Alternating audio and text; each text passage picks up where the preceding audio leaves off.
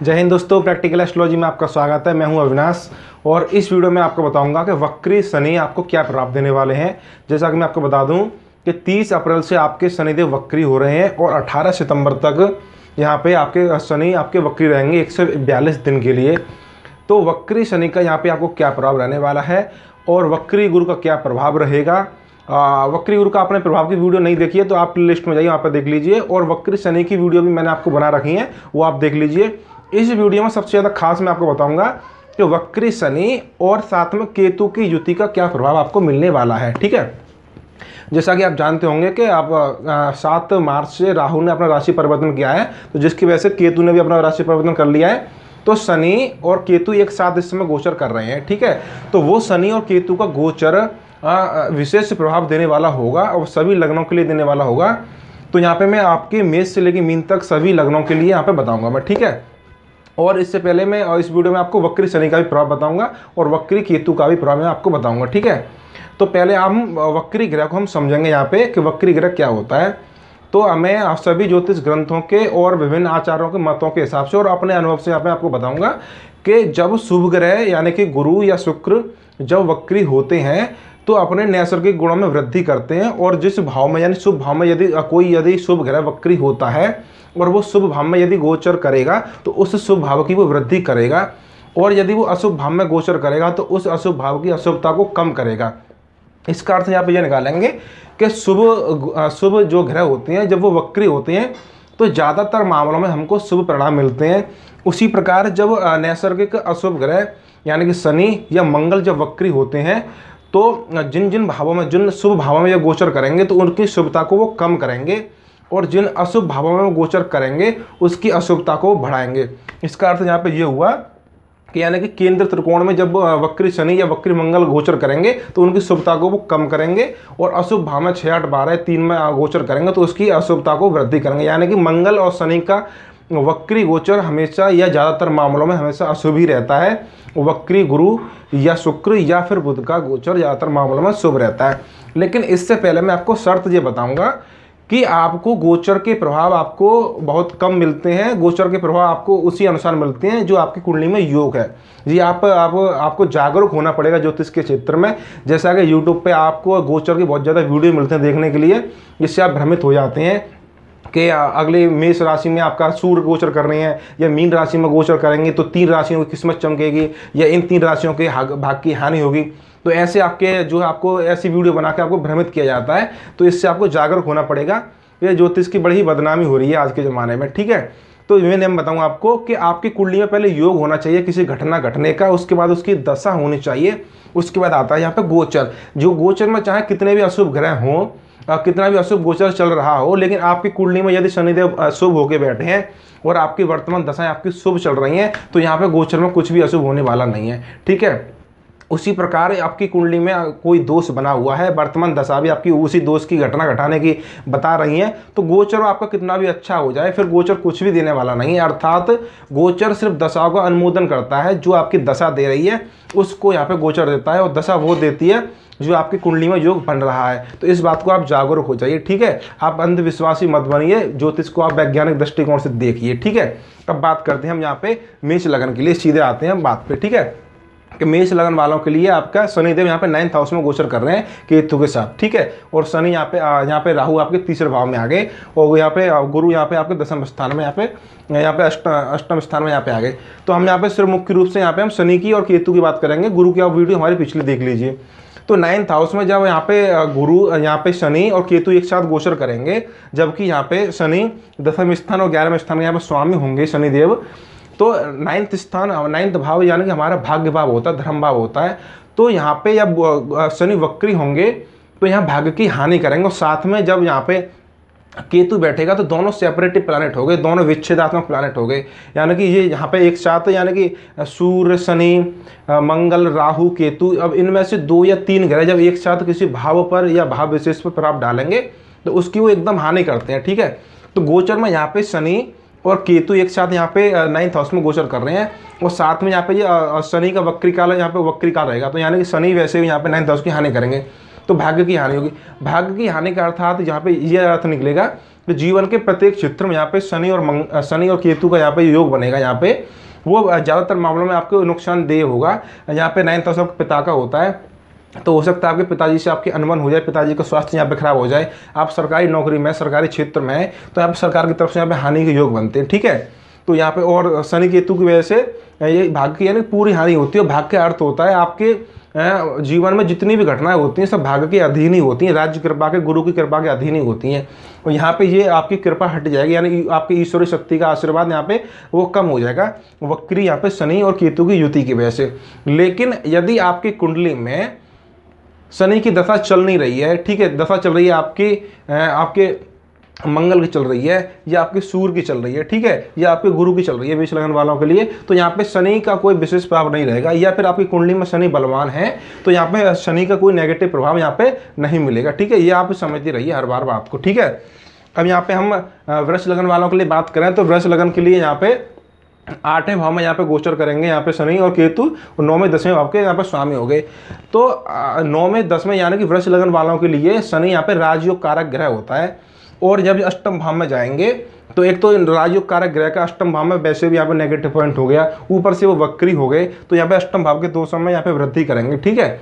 और साथ में केतु के साथ आ गए। और अगर जन्म कुंडली में भी आपका जो है शनि कमजोर है और वर्तमान दशा आपकी अशुभ चल रही है, तो ऐसे में अष्टम भाव का यहाँ पे शनि केतु का योग आपको जो है मान हानि एकदम करा सकता है, आपको एकदम अपमान आपके जीवन में हो सकता है। साथ में आपको कोई बीमारी लग सकती है, बड़ी बीमारी लग सकती है, कोई गुप्त बीमारी लग सकती है, क्योंकि अष्टम भाव आपके गुप्त बीमारियों का होता है और आपकी मान सम्मान के अचानक हानि का होता है, अपमान का होता है, ठीक है। वहीं आपके 9th हाउस के 12 घर में आना आपके पिता की हानि का यहाँ पे संकेत देता है, ठीक है। राज्य कृपा से हानि, यहाँ पे वही योग बनेगा, धर्म और कर्म का यहाँ पे राजयोग कारक ग्रह अष्टम भाव में यहाँ पे आपकी काम धंधे की यहाँ पे हानि करेगा, साथ में आपके भाग्य की हानि करेगा। तो ये गोचर का जो है वृष लगन के लिए यहाँ पे अशुभ रहेगा वक्री शनि का। लेकिन वही बात मैं आपको फिर बता दूं, आपकी कुंडली में यदि आपकी दशा आपकी शुक्र की चल रही है या बुध की चल रही है तो यहाँ पे शनिदेव आपको कुछ नहीं कर पाएंगे, ठीक है। और आपकी कुंडली में शनि स्ट्रॉन्ग है, सर्वाष्टक वर्ग में आपके बिंदु अच्छे मिले हुए हैं, और केंद्र त्रिकोण में आपकी कुंडली में, जन्म कुंडली में आपके शनि आप बलवान होकर बैठे हुए हैं, तो यहाँ पे गोचर में वो कुछ कर नहीं पाएंगे, ठीक है। तो इस बात को आप लगातार समझते रहिए कि मुख्य आपकी कुंडली ही, आपकी जन्म कुंडली मुख्य है, उसमें चलने वाली दशाएं मुख्य है, ठीक है। और वहीं पे यदि आपकी जन्म कुंडली में आपके शनि बलवान होके बैठे हैं तो इस भाव में बैठकर आपके 4 महीने के लिए नुकसान वो करा सकते हैं वक्री काल में, या 4 महीने कुछ अच्छा परिणाम नहीं देंगे। उसके बाद यहाँ पे यदि आपका कोई LIC के क्षेत्र में आप हैं, इंश्योरेंस के क्षेत्र में आप हैं, तो वहाँ पे आपको फायदा कराएंगे। ज्योतिष के पराविज्ञान के क्षेत्र में आप हैं तो यहाँ पर शनि आपकी तरक्की यहाँ पे कराएंगे, आपका ज्ञान, आपका पराविज्ञान आपको बढ़ाएंगे, ठीक है। उसी प्रकार स्त्री धन में यहाँ पे लाभ कराएंगे, ठीक है। तो यानी कि डिपेंड करता है आपकी कुंडली पर, ग्रह कोई सा भी किसी भाव में गोचर करे वो वहाँ पे अच्छा फल भी दे सकता है, नेगेटिव फल भी दे सकता है, वो डिपेंड करता है आपकी जन्म कुंडली पर, ठीक है। उसी प्रकार यहाँ पे अब हम मिथुन लगन के लिए बात करेंगे। तो मिथुन लगन में सप्तम भाव में यहाँ पे गोचर करेंगे शनिदेव, और 8वें 9वें भाव के यहाँ पे स्वामी हो गए। तो 9वें भाव के स्वामी हो गए तो यहाँ पे शुभ ग्रह हो गए, लेकिन अष्टम के स्वामी हो गए, अष्टम से हो गए, सबसे पापी ग्रह हो गए मिथुन लगन के लिए। और सप्तम में जब केतु के साथ बैठेंगे तो सप्तम भाव की बड़ी जबरदस्त हानि करेंगे। और यदि आपकी कुंडली में और 7वां भाव कमजोर है, 7वें भाव का स्वामी कमजोर है, तो यहाँ पे आपकी पत्नी से यहाँ पे लड़ाई झगड़े हो सकते हैं, आपकी पत्नी आपसे दूर हो सकती हैं, और कोई डिवोर्स का योग है तो ये डिवोर्स होने का यहाँ पे योग यहाँ पे बन जाएगा, ठीक है। और लेकिन आपकी कुंडली में 7वां भाव आपका बलवान है और तलाक के कोई योग नहीं है, तो फिर यहाँ पे ज़्यादा परेशानी आने वाली नहीं है। हो सकता है लेकिन थोड़ी बहुत तनाव हो सकता है पारिवारिक जीवन में, लेकिन परमानेंट यहाँ पे डिवोर्स नहीं होगा, ठीक है। वहीं सप्तम भाव आपके साझेदारी का होता है, आपके व्यापार का होता है। तो वही अगर कुंडली में आपके सप्तम भाव में सर्वाष्टक वर्ग में बिंदु कमजोर हैं, कम है, और 7वें घर का स्वामी आपका कमजोर है, तो यहाँ पे आपका व्यापार में थोड़ी हानि हो सकती है इन 4 महीनों में। और जब तक केतु के साथ रहेंगे यहाँ पे आपके 23 सितंबर 2020 तक यहाँ पे शनि केतु यहाँ पे रहेंगे इस राशि में, लेकिन यहाँ पे 24 जनवरी तक यहाँ पे आपके शनि धनु राशि में ही रहने वाले हैं। तो यदि आपके 7वें घर का स्वामी यदि कमजोर है तो व्यवसाय में आपकी थोड़ी हानि हो सकती है, व्यापार में आपकी हानि हो सकती है, पार्टनरशिप में कोई काम करते हैं आप, तो उसमें यहाँ पे हानि होने का ये योग बनेगा। लेकिन घटना तभी घटेगी जब आपकी कुंडली में 7वें घर का स्वामी कमजोर हो, सर्वाष्टक वर्ग में आपके बिंदु कम हो, और साथ में आपकी वर्तमान दशा यहाँ पे आपकी अशुभ चल रही हो, ठीक है। अगर आपके 7वें घर का स्वामी बलवान है और सर्वाष्टक वर्ग में बिंदु अच्छे मिले हुए हैं, दशाएं आपकी शुभ चल रही हैं, तो यहाँ पे शनिदेव आपको कुछ नहीं कर पाएंगे, ठीक है। उसी प्रकार यहाँ पे हम छठे कर्क लगन के लिए यहाँ पे आएंगे तो कर्क लगन में आपके शनिदेव यहाँ पे छठवें भाव में गोचर करेंगे, 7वें और 8वें भाव में यहाँ पे स्वामी है। ठीक है, तो छठे 7वें भाव को स्वामी छठे भाव में चला गया तो यहाँ पे आपकी पत्नी यहाँ पे बीमारी का योग बनेगा। ठीक है, आपकी जीवन साथी का मालिक आपके छठे में चला जाएगा तो आपकी पत्नी का यहाँ पे स्वास्थ्य यहाँ पे खराब हो सकता है, और साथ में आपके पार्टनरशिप आपके टूट सकती है। यहाँ पे आपके पार्टनरशिप से आपकी लड़ाई हो सकती है, आपकी पत्नी से भी यहाँ पे लड़ाई हो सकती है। और छठवां भाव आपके रोग का होता है, शत्रुओं का होता है, तो यहाँ पे शनि केतु मिलकर यहाँ पे आपके रोगों को यहाँ पे वृद्धि करेंगे, आपकी शत्रुता यहाँ पे आपको बढ़ाएंगे। ठीक है, आपको यानी ये संघर्ष यहाँ पे कराएंगे। इन 4 महीनों में ज़्यादा यहाँ पे फल मिलेगा आपके वक्री यहाँ पे जब तक यहाँ पे शनि रहेंगे। ठीक है, क्योंकि वक्री जब तक रहेंगे शनि उस भाव की यहाँ वृद्धि करेंगे, अशुभता की यहाँ पे वृद्धि करेंगे। जैसे ही मार्गी हो जाएंगे यहाँ पे 18 सितंबर के बाद तो यहाँ पे आपकी अशुभता यहाँ पे कम हो जाएगी। लेकिन आपकी जन्म कुंडली में वही बताऊंगा मैं कि आपकी जन्म कुंडली में दशाएं आपकी शुभ चल रही है इस समय पे। ठीक है, आपकी दशा यहाँ पे मंगल की चल रही है, या आपकी दशा आपकी चंद्रमा की चल रही है, या आपकी दशा यहाँ पे गुरु की चल रही है कर्क लगन के लिए, तो फिर यहाँ पे आपको शनि कोई नेगेटिव परिणाम नहीं देंगे। वहीं पे आपका कुंडली में छठवां भाव का बलवान है तो यहाँ पे आपको शनि नेगेटिव परिणाम यहाँ पे नहीं देंगे। ठीक है, अब बात करते हैं सिंह लगन के लिए। तो सिंह लगन में आपके शनिदेव पंचम भाव में बैठे हैं और छठवें 7वें भाव के स्वामी हैं, तो पंचम भाव में ये वक्री हो रहे हैं और साथ में बैठे केतु। तो सिंह लगन के लिए यहाँ पे शनि को नैसर्गिक अशुभ ग्रह माना गया, क्योंकि सप्तमी से होने के कारण पारस नियम से तो यहाँ पर शनि की अशुभता कम हो जाती है। लेकिन छठे भाव को स्वामी होने के कारण फिर से यहाँ पे शनिदेव अशुभ हो जाते हैं, वो छठे लॉर्ड यहाँ पे पंचम में जाएंगे वो फिर वक्री हो जाएंगे, तो आपके पंचम भाव की हानि करेंगे। साथ में केतु के साथ बैठे हुए हैं। ठीक है, तो पंचम भाव मुख्य रूप से आपकी शिक्षा का होता है। तो अभी आपके यदि आप स्टूडेंट हैं तो यहाँ पे आपको यहाँ पे शिक्षा में कुछ परेशानी आ सकती है, आपकी पढ़ाई रुक सकती है, यहाँ पे कुछ रिजल्ट आपके बेकार हो सकते हैं, है ना, फेल वगैरह आप यहाँ पे हो सकते हैं। उसी प्रकार यहाँ पे ये संतान का भाव होता है पंचम भाव, तो संतान की तरफ से आपकी यहाँ पे समस्या हो सकती है। यदि आपकी संतान नहीं है तो यहाँ पे थोड़ी और यहाँ पे इंतजार आपको करना पड़ेगा, और यदि आपकी संतान है तो यहाँ पर उनकी तबीयत कुछ खराब हो सकती है। ठीक है, संतान से अनबन हो सकती है, लड़ाई झगड़े हो सकते हैं यदि कोई संतान आपकी बड़ी है तो। उसी प्रकार यहाँ पे पंचम भाव आपके प्रेम संबंधों का होता है। तो जब 2 सेपरेटिव प्लानेट शनि और केतु, और शनि तो यहाँ पे वक्री भी हो रहे हैं, तो यहाँ पंचम भाव की बहुत ज़्यादा हानि करेंगे। तो यदि आपको कोई प्रेम संबंध है और आपकी कुंडली में उसका ब्रेकअप का योग है, वो दशा भी आपकी अशुभ चल रही है, तो यहाँ पे परमानेंट ब्रेकअप का योग यहाँ पे बन जाएगा। और लेकिन वहीं पे आपकी पंचम भाव आपका बलवान है और परमानेंट ब्रेकअप का योग नहीं है, तो यहाँ पे कुछ दिनों के लिए ब्रेकअप हो सकता है, उसके बाद यहाँ पे सब ठीक हो जाएगा। ठीक है, तो ये यहाँ पे सिंह लगन के लिए यहाँ पे ये परिणाम मैंने आपको बता दिए। लेकिन यदि आपकी दशाएं शुभ चल रही हैं और आपकी कुंडली में शनि आपका बलवान है, पंचम भाव में सर्वाष्टक वर्ग में आपके बिंदु अच्छे हैं, तो ये यहाँ पे आपका नुकसान कुछ नहीं करेगा, फायदा भी कर सकते हैं। फायदा इस तरह से, जो पंचम भाव शादी के प्रस्तावों का होता है, तो हो सकता है यदि आपकी शादी नहीं हुआ तो यहाँ पर शादी के प्रस्ताव यहाँ पे आ सकते हैं। ठीक है, और उसी प्रकार यदि आपका ब्रेकअप पहले ही हो चुका है तो यहाँ पे वक्री शनि आपको दोबारा आपका पैचअप यहाँ पे करा सकता है। ठीक है, तो डिपेंड करता है आपकी वर्तमान दशाओं पे, है ना, क्योंकि वक्री का नियम ही यही है कि जो आपका खो चुका है उसको वापस लाता है और जो इस समय है उसको वो खो सकता है। ठीक है, तो ये आपका वक्री होता है। अब बात करेंगे हम कन्या लगन के लिए। तो कन्या लगन में 4th हाउस में यहाँ पे आपके बैठे हुए हैं शनिदेव, और 5वें 6वें भाव के यहाँ पे स्वामी है। तो 4th हाउस आपका मुख्य रूप से आपके घर का होता है। तो यहाँ पे शनि और केतु, यहाँ पे आपकी पहली बात तो यहाँ पे चंद्रमा यदि आपकी कुंडली में कमजोर है और 4th हाउस यहाँ पे आपका कमजोर है तो आपकी मम्मी की तबीयत यहाँ पे खराब हो सकती है। ठीक है, माता की पक्ष से आपको कुछ समस्या हो सकती है। वहीं पे आपका 4th हाउस यहाँ पे कमजोर है, तो 4th का जो स्वामी बनेगा आपकी कुंडली में वो कमजोर है, तो यहाँ पे आपके घर में आपकी लड़ाई झगड़े हो सकते हैं, आपको घर बदलने की आवश्यकता पड़ सकती है। आपका यहाँ पे जॉब कोई करते हैं आप तो जॉब ट्रांसफ़र हो सकता है, उसके कारण आपका घर यहाँ पे बदल सकता है। तो मुख्य रूप से आपका जो 4th हाउस आपके घर का और घरेलू शांति का, घरेलू वातावरण का और आपकी मम्मी का होता है। तो आपकी कुंडली में यदि चंद्रमा और आपके 4th लॉर्ड कमजोर है तो यहाँ पे नेगेटिव परिणाम उसके मिलेंगे, और वहीं पे आपका चंद्रमा आपका बली है तो मम्मी की तबीयत पे कोई प्रभाव नहीं पड़ेगा, दशा आपकी शुभ चल रही है तो। और यहाँ पे आपकी कुंडली में यदि आपका 4th हाउस बलवान है तो यहाँ पे ट्रांसफ़र यहाँ पे हो सकता है, लेकिन आप अच्छी जगह ही पहुँचेंगे दोबारा अगर आपकी दशाएं शुभ चल रही हों और आपकी कुंडली में ट्रांसफ़र होने का योग हो तो। अन्यथा यहाँ पे गोचर निकल जाएगा, कुछ भी आपको प्रभाव पड़ेगा ही नहीं, पता भी नहीं चलेगा कि गोचर कब चालू हुआ कब खत्म हो गया। ठीक है, क्योंकि मुख्य आपकी कुंडली है और आपकी दशाएँ हैं। ठीक है, तो ये यहाँ पे सामान्य जानकारी दी गई है आपकी कन्या लगन के लिए। और तुला लगन के लिए बात करें तो तुला लगन में 3रे भाव में यहाँ पे शनि यहाँ पे गोचर करेंगे और 4थे और 5वें भाव के यहाँ पे स्वामी होंगे। तो तुला लगन के लिए शनि राजयोग कारक ग्रह हो गए और 3रे भाव में चले गए केतु के साथ। तो तुला लगन के लिए यहाँ पे शनि के प्रभाव ज़्यादा ही अच्छे रहने वाले हैं, चाहे शनि वक्री हो या मार्गी हो, क्योंकि 3रे भाव में नियम ये है कि तीसरे भाव में जब अशुभ ग्रह गोचर करते हैं या अशुभ ग्रह जन्म कुंडली में होते हैं तो तीसरे भाव में जो है उसकी शुभता बढ़ जाती है।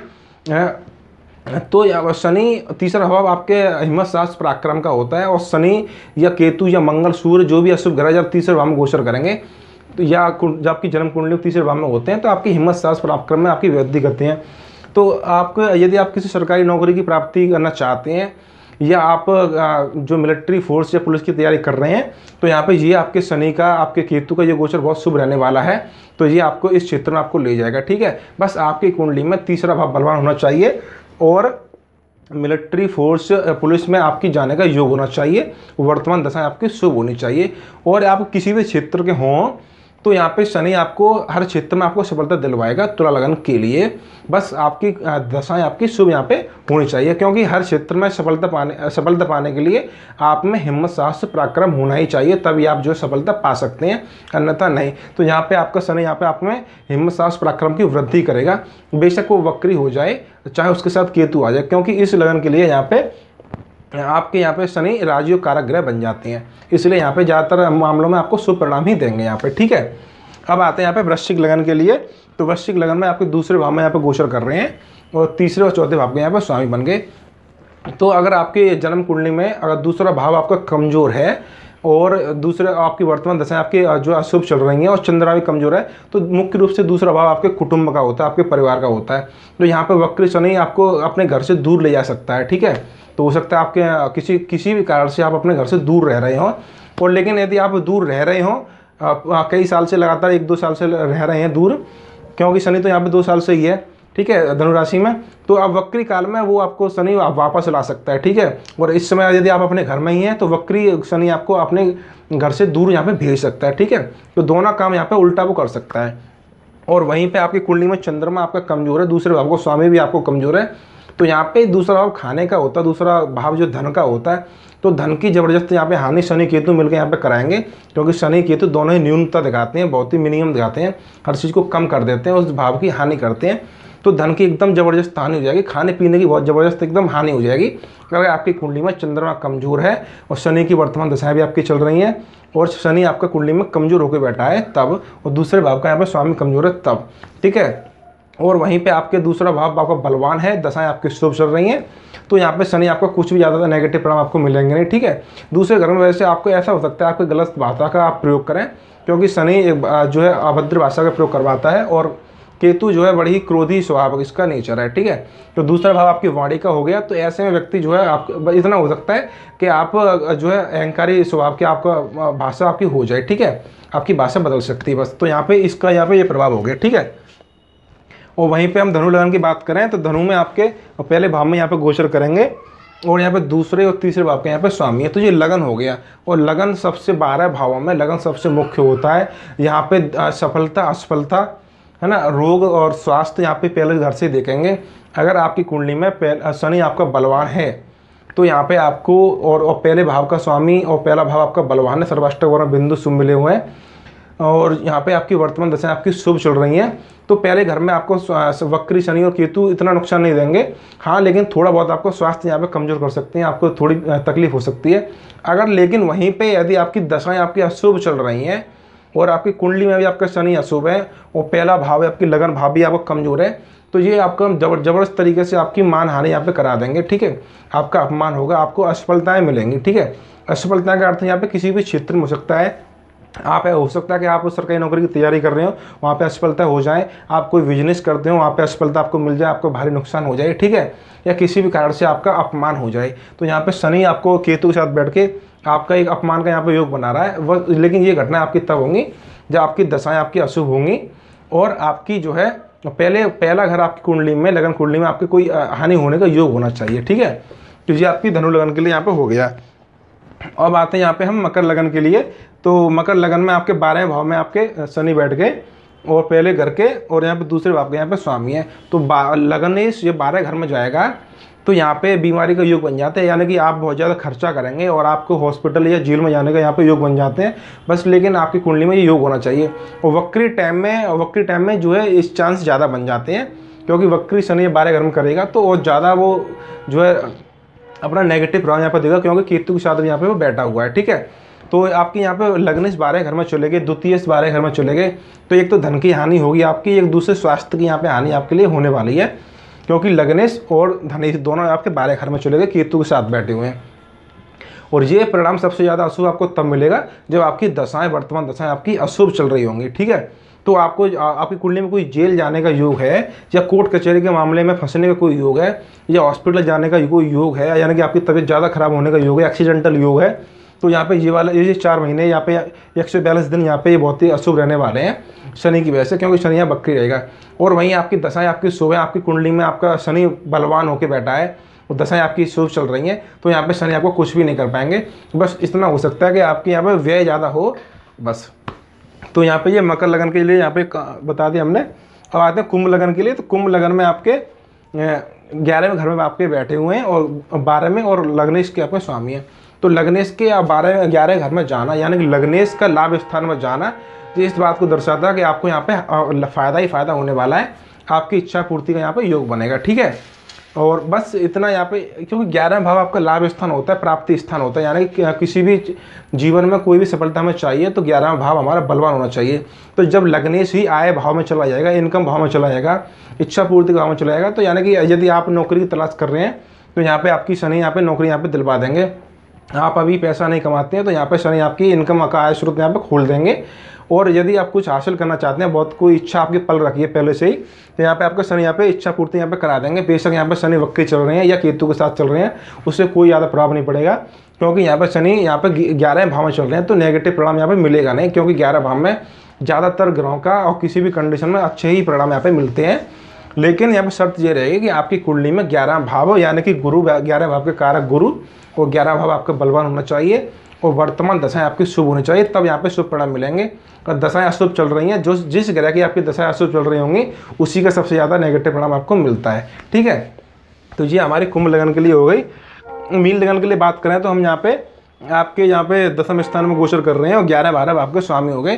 तो मीन लगन के लिए शनि नैसर्गिक रूप से अशुभ माने जाते हैं। 10वें स्थान में गोचर और केतु के साथ ये आपके कर्म क्षेत्र, कर्म स्थान पे यहाँ पे हानि करने का योग बन रहा है, यानी कि यहाँ पे जहाँ पे आप नौकरी करते हैं, वहाँ पे नौकरी छूटने का योग बन रहा है, नौकरी बदलने का योग बन रहा है, ठीक है। मान सम्मान में हानि का योग बन रहा है, क्योंकि ये उच्च पदवी होती है, 10वां स्थान या ऊँचे पद पर व्यक्ति को ले जाता है, या कर्म स्थान होता है, वहाँ पे वक्री यहाँ पे शनि होंगे, तो आपकी नौकरी यदि आप जहाँ पे करते हैं और आपकी नौकरी छूटने का कुंडली में आपके में योग है, और दशा भी आपकी अशुभ चल रही है, तो यहाँ पे आपकी नौकरी यहाँ पे छूट जाएगी, क्योंकि शनि केतु मिलकर एक साथ 10वें स्थान के यहाँ पे हानि करेंगे, ठीक है। वहीं पे आपके यहाँ पे 14 घर में आपके राहु बैठे हुए हैं, तो आपका मकान बदलने के यहाँ पे योग बन जाएंगे, ठीक है। तो मुख्य रूप से धनु लगन के लिए, मीन लगन के लिए यहाँ पे नौकरी में कुछ कार्य क्षेत्र में यहाँ पे बदलाव के यहाँ पे संकेत यहाँ नजर आ रहे हैं। वहीं पे और एक और बात बताएं कि दसम, यहाँ पे शनि की 10वीं दृष्टि 7वें भाव पे रहेगी, तो 7वां भाव आपके जीवन साथी का होता है, आपके पार्टनर, आपके साझेदारी का होता है, तो यहाँ पे भी आपको प्रभावित करेंगे। लेकिन आपकी कुंडली में 7वां भाव बलवान है, तो कोई प्रभाव नेगेटिव नहीं मिलेगा। 7वां भाव यदि कमजोर है आपकी कुंडली में, तो यहाँ पे आपकी पत्नी से दूर होने का योग है, या शादी नहीं हुई तो शादी देर से होगी, या शादी का रिश्ता बन गया तो शादी यहाँ पे टूटने के योग है, और शादी हो चुकी है तो पारिवारिक जीवन में लड़ाई का यहाँ पे योग बना देगा। यहाँ पे शनि 10वीं दृष्टि से यहाँ पे देखने पर, क्योंकि मीन लगन के लिए यहाँ पे शनि यहाँ पे नैसर्गिक रूप से यहाँ पे अशुभ हो जाते हैं, इसलिए यहाँ पे ये नेगेटिव फल मिलेगा। तो यहाँ पे मेष से लेके मीन तक मैंने यहाँ पे संक्षेप में आपको जानकारी दी गई है वक्री शनि की और केतु के साथ उसके मिश्रित प्रभावों की, ठीक है। फिर बता दूंगा आपको कि यहाँ पे वक्री शनि ज़्यादातर मामलों में अशुभ परिणाम देते हैं, और इसके साथ केतु मिलकर ज़्यादातर मामलों में अशुभ परिणाम देते हैं। लेकिन इससे सबसे ज़रूरी बात यह है कि हमारी कुंडली में पहले इस समय, वर्तमान समय में कोई अशुभ घटना होने का योग होना चाहिए, जिसके लिए हमारी दशा चलनी चाहिए। दशा हमारे शुभ है तो यहाँ पे कोई इतना हमें नेगेटिव परिणाम यहाँ गोचर में नहीं मिलेगा। तो उम्मीद करता हूँ आपको वीडियो अच्छी लगी होगी। आप वीडियो को लाइक जरूर कीजिए और चैनल को सब्सक्राइब कीजिए, और हमारी पिछली वीडियो देखने के लिए चैनल पे प्लेलिस्ट में जाइए, वहाँ पे आप वीडियो को देख लीजिए। धन्यवाद।